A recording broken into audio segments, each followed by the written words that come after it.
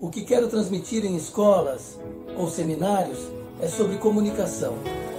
Sim, bem, é sobre qualidade de vida, ou seja, a comunicação com o corpo, em relação aos sintomas de doenças, sem a ciência moderna ou o poder moderno. Mesmo utilizando toda a medicina da ciência moderna, é impossível compreender completamente a pessoa que está à sua frente, ou seja, você.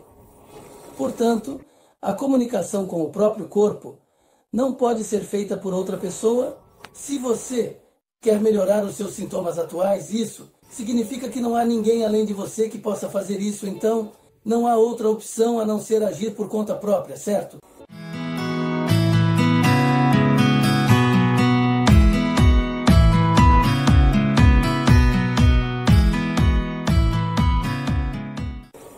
O que eu quero transmitir em escolas e seminários como este é a comunicação. Sim, não estou aqui para curar sintomas de doenças. Quero ensinar sobre comunicação. Isso é bom.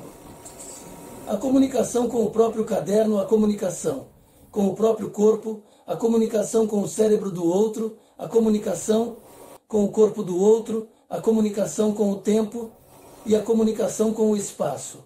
Esses são os 7 tipos de comunicação.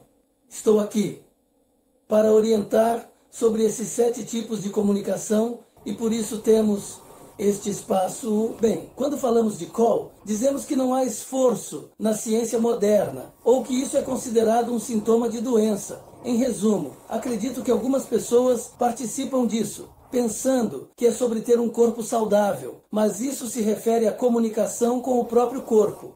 Como é dito na teoria da ciência moderna, quando essas pessoas que têm buscado tratamento em hospitais ou em lugares fortes não conseguem melhorar, isso se deve ao fato de que elas quase não têm olhado para o próprio corpo. O corpo não está apenas observando, mas sim esse corpo também está sendo observado pela pessoa. E isso se relaciona com as boas teorias que aprendemos até agora. Quando falamos sobre isso, estamos nos referindo à medicina. É apenas isso que está acontecendo, empurrando essas coisas. Então, bem, como resultado da pesquisa, podemos observar, através de raios-x, exames de sangue, ressonâncias magnéticas e tomografias computadorizadas, mas não conseguimos obter dados que representem exatamente este momento. Já estamos indo. Mesmo durante a comunicação, a pessoa está em constante mudança. Portanto, ler o estado atual do corpo dessa pessoa em tempo real não é algo que a medicina atual consegue fazer. Isso significa que, mesmo utilizando toda a ciência moderna, é impossível compreender completamente a pessoa que está diante de nós. Ou seja, todos vocês. Portanto, a comunicação com o corpo é algo que não pode ser feito por outra pessoa. Se esse for o caso, se você deseja melhorar os sintomas que está sentindo agora, isso significa que não há ninguém além de você que possa fazer isso. Portanto, não se trata de fazer por conta própria. Se não há ninguém além de você que possa fazer isso, então é você quem deve agradecer. Além disso, o corpo é, sem dúvida, influenciado pelo cérebro, pois o cérebro exerce uma grande influência. Como o cérebro é equivalente a isso, enquanto não pudermos ler as informações do cérebro, não conseguiremos ler as informações do fígado. Isso é 100% verdade. Na medicina atual, isso não é possível. E quanto à própria pessoa, portanto, como não conseguimos ler as informações do corpo nem as informações do cérebro, acabamos desistindo e deixando nas mãos dos outros. No entanto, é impossível para uma pessoa entender completamente a situação de outra. Sim, uma pessoa que não entende a si mesma e depende dos outros não consegue entender nada sobre essa outra pessoa. Em resumo, não entende nada. A realidade é que as pessoas estão sofrendo por questões relacionadas ao corpo. E essa realidade está sendo abandonada. Além disso, o país não faz nada além de incentivar esse abandono. Se isso não for feito pelo país, bem, eu acho que muitas pessoas continuarão a sofrer. E sofrerão por muito tempo. No entanto, como diz o ditado, acertar é uma descoberta. E a medicina pode ajudar algumas pessoas a melhorar um pouco. Pensando bem, acredito que a medicina não é totalmente inútil.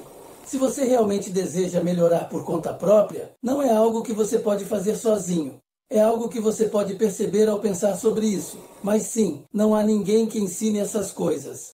Além disso, perceber isso por conta própria ainda é bastante difícil, não é? Muitas pessoas têm sofrido muito, contando apenas com os outros, e mesmo assim não conseguem melhorar. E ainda assim é doloroso. E é impressionante quantas pessoas conseguem perceber isso. Mesmo assim, cerca de 10% conseguem, enquanto 80 ou 90% continuam a sofrer sem perceber. A realidade é que no final, tudo desaparece. Isso tem sido assim desde muito tempo atrás. E agora, neste século XXI. Eu, que venho do século XX, estou apresentando uma nova forma de pensar sobre como ler as informações do meu próprio cérebro. Bem, agora na medicina ocidental também se fala da psiconeuroimunologia. A psiconeuroimunologia começou a surgir por volta da primeira metade de 1900 e foi apenas na metade desse século que começou a ser aplicada de forma mais ativa nos hospitais. No entanto, os dados relevantes começaram a aparecer. Apenas a partir de 2000, os problemas do corpo estão relacionados a questões mentais da pessoa, assim como a problemas familiares e ambientais. Na verdade, a ideia de que problemas como os do mar também estão conectados a isso começou a ser mais reconhecida na medicina ocidental há cerca de 40 ou 50 anos. Eu comecei a me dedicar intensamente à mesma coisa há mais de 40 anos. E por isso tenho esses dados há mais de 40 anos. Portanto, ouvir as histórias das pessoas é a coisa mais importante. E há mais de 40 anos venho ouvindo as histórias das pessoas. Especialmente no contexto da medicina ocidental, poucos fazem isso agora. São apenas 3 minutos, aguarda 3, 4 horas. No fim, apenas 3 minutos, não há tempo para ouvir a história de outra pessoa. Como eu escuto por 2 a 3 horas, isso não pode ser feito em hospitais ou clínicas. Certo? Não pode, certo? Por meio disso, eu consegui desenvolver um campo de leitura das informações do cérebro em uma posição e situação especiais. Durante as conversas, percebi que as respostas estavam contidas no que a pessoa estava expressando. No entanto, essa conversa chegamos a um ponto em que precisamos confirmar se as informações estão alinhadas com o cérebro da pessoa. Quando começamos a ler as informações do cérebro dessa pessoa, percebemos que há uma diferença entre o que ela está consciente e o que realmente está acontecendo em seu cérebro. Sim, o que acontece com o corpo é diferente. Isso significa que a consciência que a pessoa tem sobre si mesma não é a mesma coisa que um não. Então, o que é isso? É educação. É educação. A educação é criada pela educação, portanto. É o país que a cria, fazendo anotações, usando várias maneiras de se expressar e, no final, não obtendo resultados positivos. É isso que acontece. Acredito que com a pandemia de coronavírus, o mundo inteiro percebeu que a medicina é assim e que os países funcionam dessa maneira. Espero que as pessoas que vivem nesta época atual se deem conta disso. Bem, como vocês já ouviram, a gripe espanhola aconteceu há 100 anos. As pessoas que viveram aquela experiência já não estão mais vivas nesta época. Bem, mesmo que tenham passado por experiências assim, se não as utilizarem naquela época. Ao contrário do que temos hoje, a sensação e a informação surgem muito mais rapidamente. Se há 100 anos isso era impossível, agora, neste contexto, podemos perceber muitas coisas. E essa informação é boa. Ela está sendo transmitida para muitas pessoas em todo o mundo.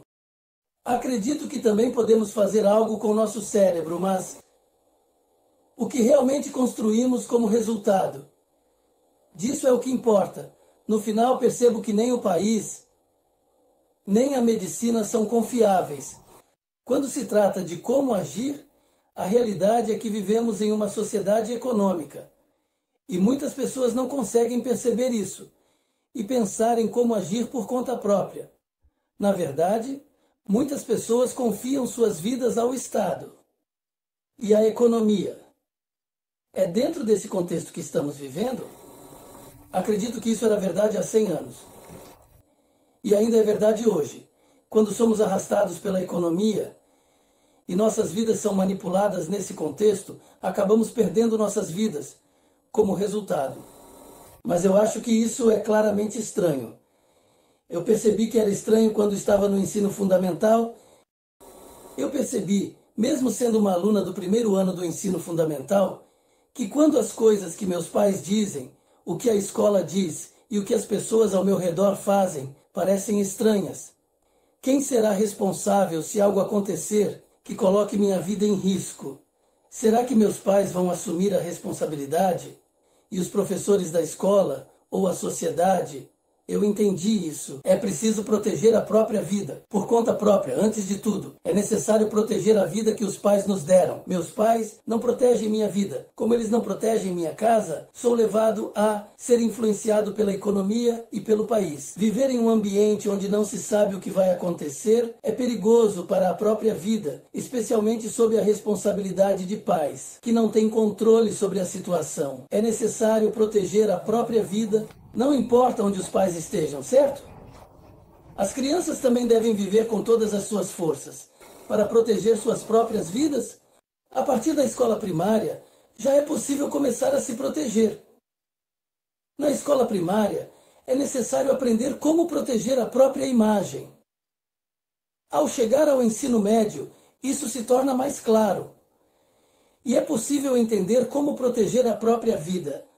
Mas o que significa proteger a própria vida? Para que eu possa nascer, é necessário haver um significado para o meu nascimento. Portanto, isso não diz respeito a mim, não diz respeito aos meus pais. E no que diz respeito ao fato de eu ter nascido assim, é necessário haver um significado para a existência, o que é quase o mesmo que quando o universo foi criado. Assim como houve a necessidade de um significado para a criação do universo, a necessidade de um significado para o meu nascimento é a mesma. Ambos estão no mesmo lugar, nesse sentido. Ninguém pode assumir total responsabilidade por si mesmo, portanto. A vida requer uma imagem de existência que é psicológica. A questão é até onde cada um está disposto a enfrentar essa psicologia. Ao chegar à escola primária, já existe essa oportunidade. Ao se tornar um estudante do ensino fundamental, é possível transformar isso em ação, abandonar isso e ir para o ensino médio. O ensino superior e a universidade significa que você é uma pessoa que desistiu. Isso é apenas uma forma de dizer ao mundo que você é uma pessoa que desistiu. Eu vejo dessa maneira, mas bem, eu também acabei indo para o ensino médio. Mas isso foi mais para agradar meus pais. Para mim, é um arrependimento semelhante. Sim, normalmente são 3 anos, mas eu estive lá por 4 anos. E sim, em todas as 4 vezes foram escolas diferentes. Sim, já estava nessa situação. Bem, depois de terminar o ensino médio, eu meio que fugi de casa, como se estivesse escapando. E comecei a viver a vida que eu queria. Além disso, eu realmente pensei que essa pessoa não tinha mais jeito. Isso se aplica a qualquer trabalho, não importa qual seja. Acho que ir para a universidade é isso. Com a situação atual do Sr. Shirai, estamos vivendo em uma sociedade criada pelos governantes, que é conveniente apenas para eles. Assim, a universidade também faz parte desse sistema criado pelos governantes. Não pode ser apenas isso, certo? Não há como ter uma vida satisfatória em um lugar assim. O mesmo se aplica aos médicos. Se eles estiverem doentes, bem, nesta pandemia de coronavírus, todos os médicos podem morrer. Mesmo os médicos podem morrer facilmente. Eles não conseguem nem proteger suas próprias vidas. Quando situações como esta ocorrem, os médicos, do ponto de vista das pessoas comuns, se perguntam qual é a utilidade dos médicos. No entanto, quando a situação se agrava, eles são convocados de forma apressada e se veem forçados a arriscar suas vidas. Se tivessem percebido isso mais cedo, talvez não tivessem chegado a esse ponto Além disso, quero que você esteja preparado, porque é assim que as coisas são. E isso significa que você não entendia que era assim. Isso é tudo. Uma vez que colocamos nossas vidas em risco, realmente esperamos que, neste momento de pandemia de coronavírus, continuemos a nos esforçar na linha de frente. Escolhemos esse tipo de trabalho por essa razão. E, portanto, não devemos evitar esse tipo de trabalho. As pessoas que conseguem se destacar na sociedade vivem satisfeitas com suas escolhas. Aquelas que não vivem essa vida e se dedicam a trabalhar em empresas parecem ter abandonado essa busca. Acho que temos a oportunidade de refletir sobre várias coisas com a questão da Covid-19. É importante pensar profundamente sobre isso. No final das contas, não importa o que os pais ou as pessoas ao nosso redor digam. Primeiro, devemos nos perguntar o que podemos fazer. Não posso sair, então não posso sair. E dentro de casa, a família comete erros. Dentro da família, chega um ponto em que é necessário lidar com o que deveria ter sido feito. No passado, eu já escapei, mas estou aqui com o Monte Fuji bem à minha frente, depois de ter fugido de Tóquio. Bem, já faz 7 anos que mudei para este lugar, que transformou meu universo. Viver em uma grande cidade é uma questão de vida ou morte. Ao mesmo tempo, eu sempre me pergunto quando o Monte Fuji vai entrar em erupção.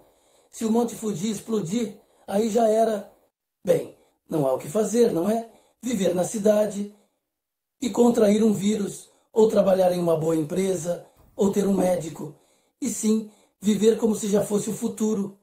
Se eu conseguir escapar, mas o Monte Fuji explodir, provavelmente vou derreter com um Ju. E bem, não há muito o que fazer. Não é assim que os humanos são. É isso que significa viver em um lugar assim. Com a pandemia de coronavírus, não importa para onde você fuja, sempre haverá coronavírus, não é? Não havia para onde escapar. Bem, isso nos faz refletir sobre muitas coisas. De várias maneiras, esta situação nos leva a pensar sobre a comunicação com o nosso próprio corpo. E antes disso, a comunicação com o não. E isso se relaciona com nossos familiares ou outras pessoas. Então, sim, a comunicação entre o corpo e o cérebro da pessoa, assim como a comunicação com os diversos elementos ao nosso redor, é importante.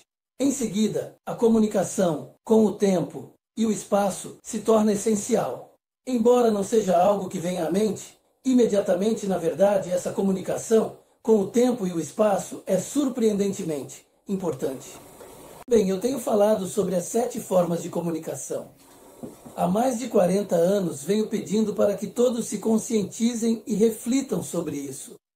Mas as pessoas raramente têm a oportunidade de pensar a respeito.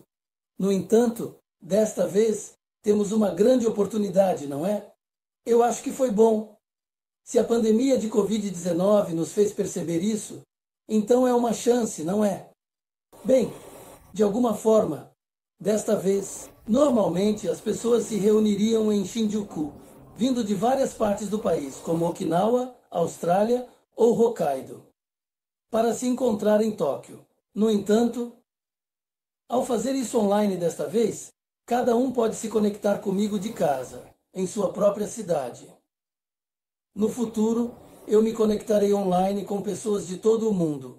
Acredito que, ao conectar simultaneamente a América do Sul e a Europa na mesma tela, estamos protestando em relação ao Congo. Mas essa é a situação em todo o mundo. O mundo todo está, de fato, buscando algo. E o que estão buscando?